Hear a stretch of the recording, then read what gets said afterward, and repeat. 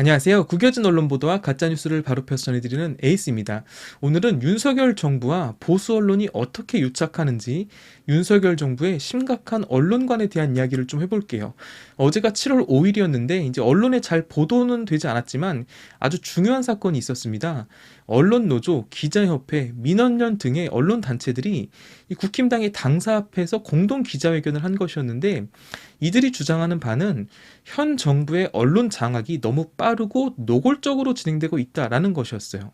이제 국힘당 측에서 한상혁 방통위원장의 사퇴를 요구하고 있고 정기감사로 위장해서 방통위를 압박하고 감사를 진행하고 그리고 KBS 사장을 고발하고 뭐 이런 행위들이 다 언론 장악, 공영방송 흔들기다라고 주장을 하는 거거든요. 이건 이제 정확히 이전에 이명박 정부 당시 이 방송의 독립성과 공공성을 파괴했던 것과 일치하는 행태거든요. 양당 체제인 우리나라에서 보수 정당이 집권할 때마다 이런 일은 반복이 되고 있는데 이번 윤석열 정부도 아주 비슷한 모습을 보여주고 있습니다. 그러면 윤석열 정부는 언론을 어떻게 장악하고 언론과 어떻게 유착하고 있는지 짚고 넘어가 볼게요. 윤석열이 취임을 앞두었던 그 인수위 때를 한번 돌아가 봅시다. 여러분, 그 당시 언론들이 가장 취재열을 올리며 보도했던 주제가 뭐였는지 혹시 기억나시나요? 대통령 집무실 이전, 인수위원회 구성? 다 아니죠. 바로 윤석열의 식단 메뉴였습니다. 어이없게도 윤석열이 매일 뭘 처먹었는지 어딜 갔는지 온 언론들이 앞다투어 보도를 했어요. 어쩌다 한두 번이면 뭐 신인 대통령 취임을 앞두고 허니문 기간에 뭐 기대감에 그럴 수 있다 이해한다 치지만 거의 한 달 동안 윤석열의 메뉴 보도가 쉴 틈 없이 나왔습니다. 거의 뭐 식단표를 구성할 수 있을 정도예요. 정작 이 기간 동안 비중 있게 다뤄줘야 될 대통령 집무실 이전의 어떤 그런 검증들, 그리고 인수위 구성, 또 윤석열의 뭐 공약들, 그리고 무엇보다 김건희에 대한 의혹들 그냥 다 조용히 넘어갔습니다. 언론들이 이런 보도에 가치도 없는 윤석열 메뉴 보도를 계속했던 것은 윤석열이 국민과 소통하는 인물이다, 뭐 소탈하다 이런 이미지 메이킹을 앞장서서 언론들이 해주었던 것이거든요. 대통령이 당선된 이후에는 언론들이 뭘 가장 비중 있게 다루었나요? 바로 김건희 패션입니다.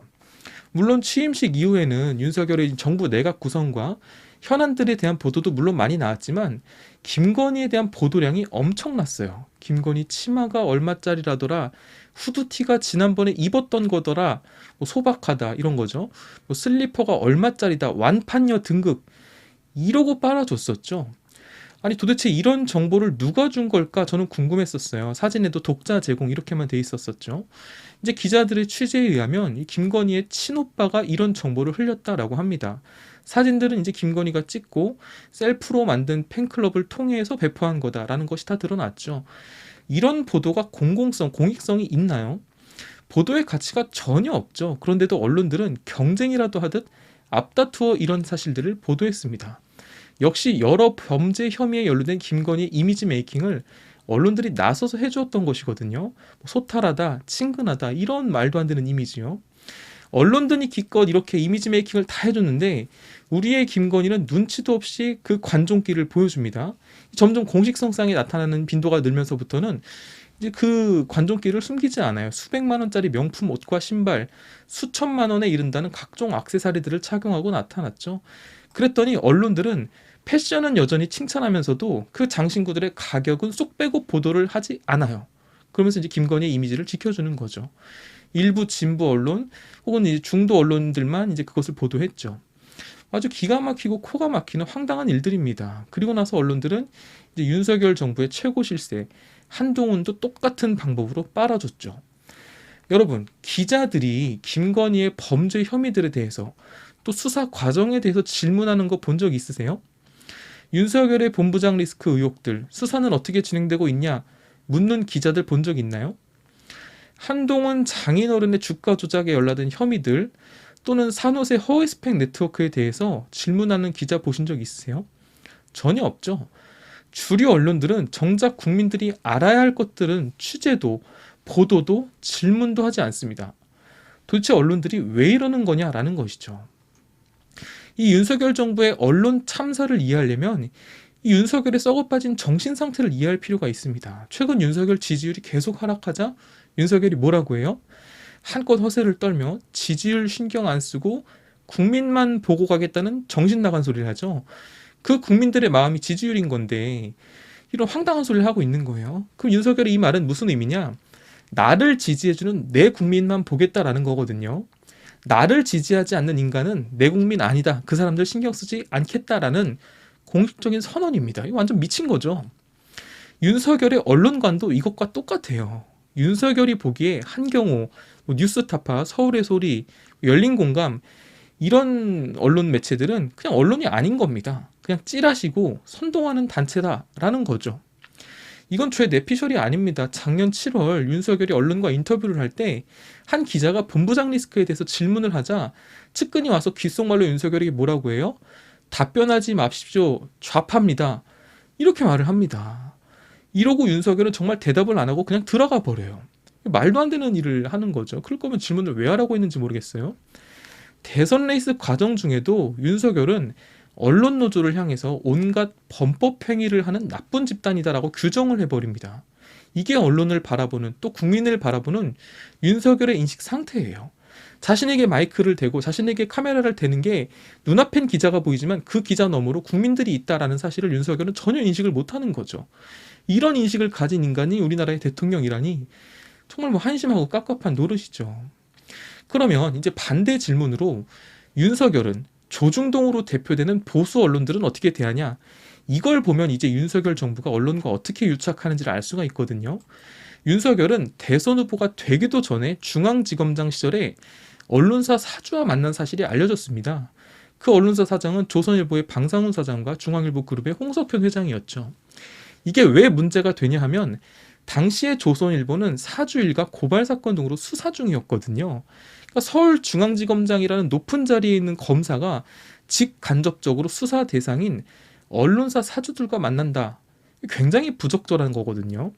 그래서 당시 추미애 법무부 장관은 이 사건과 다른 몇 가지 의혹들을 가지고 윤석열에 대한 감찰을 지시합니다.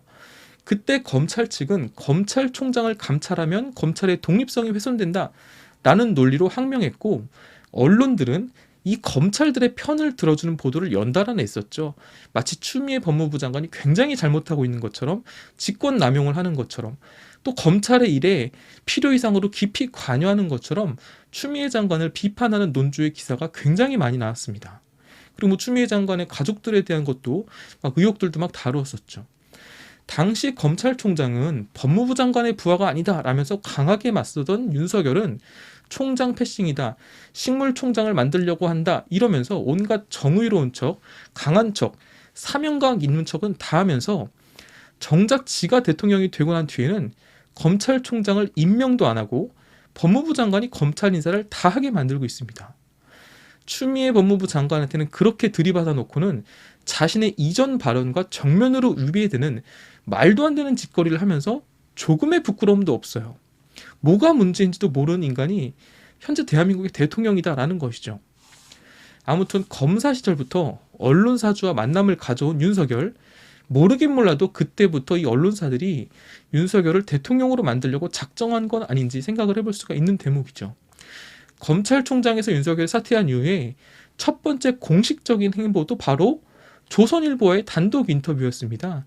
이게 2021년 이제 3월인데 윤석열 LH 사건, 공적 정보로 도둑질, 망국범죄 대대적 수사해야, 이런 타이틀로 보도가 나갔습니다. 대놓고 문재인 정부를 들이받은 거거든요.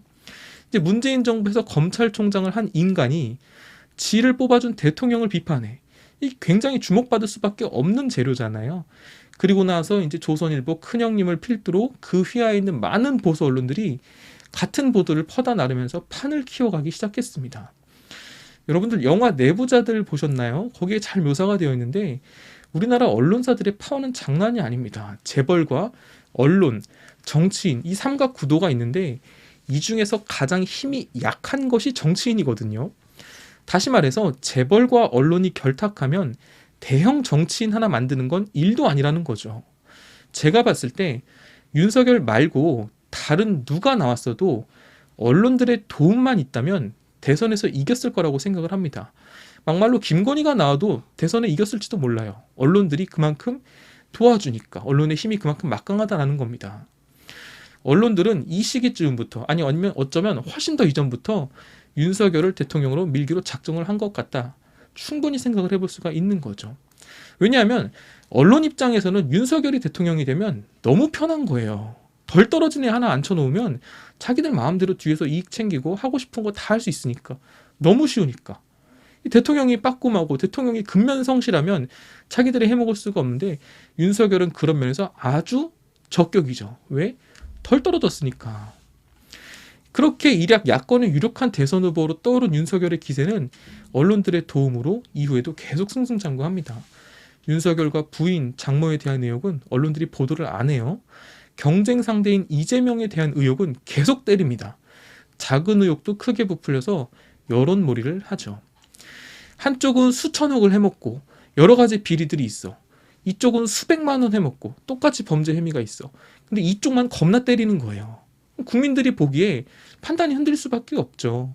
이런 일이 우리나라 정치사에 흔하게 일어났었고 이번 대선도 예외는 아니었다라는 겁니다. 김건희, 김혜경 두 사람의 범죄 혐의, 범죄 의혹은 법리적으로 보나 윤리적으로 보나 사회 통념적으로 보나 김건희가 훨씬 크거든요. 그런데 언론들은 어이없게도 김건희가 아닌 김혜경 여사의 의혹만 엄청나게 보도를 해댔습니다.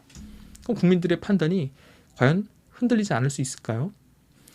여러분 가만히 한번 생각해 보세요. 조국과 한동훈, 조국과 윤석열 혹은 윤석열 처가, 여러분들이 생각하기에 이미지로만 놓고 봤을 때 누가 더 혐의가 많은 것 같나요? 그냥 쉽게 누가 더 나쁜 놈인 것 같나요? 많은 분들이 조국이라고 생각을 할 거예요. 그러나 실상을 한번 제대로 까놓고 비교를 해보세요. 이건 비교가 안 됩니다. 당연히 윤석열과 그 처가의 비리가 훨씬 더 크고 악랄해요. 근데 대다수의 국민들은 누가 나쁜 인간이냐라고 물었을 때 조국이라고 대답을 할 확률이 굉장히 높다라는 거죠. 왜? 언론의 힘이거든요. 언론들이 이미지를 그렇게 만들어 놓았다라는 겁니다. 그렇게 언론들의 힘으로 경험도 없고 정말 덜 떨어진 대통령 플러스 각종 범죄 혐의를 받고 있는 영부인 조합이 탄생을 한 거예요. 여러분 지금 한번 보세요. 윤석열이 아침마다 개소리를 시전하면 여당의 당대표라는 인물들, 언론들이 그 말을 해석을 해주고 있어요. 무슨 외국인입니까? 통역을 해주는 것처럼 날마다 해석을 해주고 있고 미화해주느라 하루하루가 그냥 아주 다이나믹합니다. 아주 하루하루가 그냥 뭐 버라이어티 쇼 같아요. 예능입니다. 예능. 대한민국 정치사에 또 한 번 부끄러운 엄청난 코미디 같은 일들이 매일 벌어지고 있는 거예요. 안철수의 말대로 윤석열 찍은 사람들 손가락 자르고 싶어질 날이 계속 가까워오고 있죠.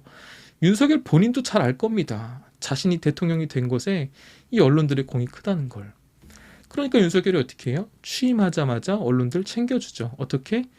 명목은 방송산업의 혁신이지만 실상은 보수 언론과 종편에 대한 특혜. 예를 들어 뭐 대기업의 소유 규제 완화라든지 재승인 기간 연장 검토라든지 방송심의 규제 완화 등등의 정책들 말이죠. 사실상 보수 언론과 종편을 위한 특혜 정책이거든요. 예를 들어서 대기업과 재벌들, 언론이 한 몸이 될 수 있는 그림을 그려지게 이제 만들어주는 거고, 종편들은 각 채널마다 재승인 기간이 다르거든요. 이제 종편들 중에 유난히 심의나 제재에 많이 걸리는 종편들 있죠. 뭐 TV조선 같은 경우 뭐 3년마다, 그리고 채널 A는 4년마다 재승인을 받아야 합니다.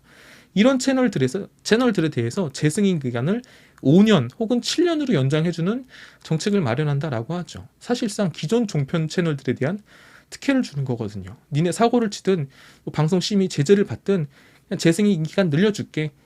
마음 놓고 방송해. 이렇게 되는 거죠. 특혜라는 겁니다. 이게 말이 정책이지 사실상 윤석열 정부와 종편들, 언론사들의 기브앤테이크라고 볼 수가 있습니다.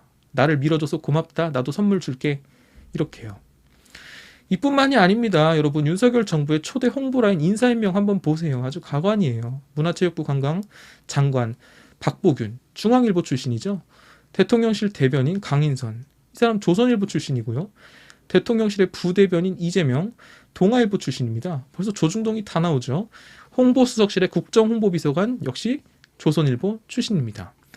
기가 막히게 윤석열의 스피커라는 홍보 라인이 전부 조중동 출신의 기자들로 채워져 있어요. 그러면 과연 조중동이 윤석열 정부를 비판하거나 잘못을 지적하는 보도를 낼까요? 또 이런 관료들은 윤석열 정부의 잘못에 대해서 윤석열 앞에서 바른 소리를 낼 수 있을까요? 아니죠. 절대 그럴 리가 없습니다. 서로 상부상조하면서 그렇게 자기들끼리 해먹는 구조, 기브앤테이크하는 구조를 이미 구축해 놨습니다. 그리고 여기에 이제 공영방송 흔들기를 한다라는 것이죠. 언론개혁은 이제 시대의 과제가 되어버렸지만 제가 생각하기에 우리나라에서 언론개혁은 사실상 불가능에 가까워 보입니다. 재벌과 언론들, 이 정치인들의 유착이 굉장하게 밀착하게 연결이 되어 있기 때문이죠. 재벌과 언론들 서로 그들이 키워주고 그들이 스피커 역할을 해주는 정치인들이 긴밀한 이 유착이 있는 한 법안도 정책도 그들의 손안에 있기 때문에 이 언론 지형과 구조를 바꾸기는 사실상 불가능해요. 그럼 대안이 없냐? 그렇지는 않습니다. 우리는 민주주의 국가예요. 깨어있는 시민들의 감시와 조직된 힘이 그래서 필요한 겁니다. 부당하다, 어이없다, 그렇다고 포기할 수는 없죠.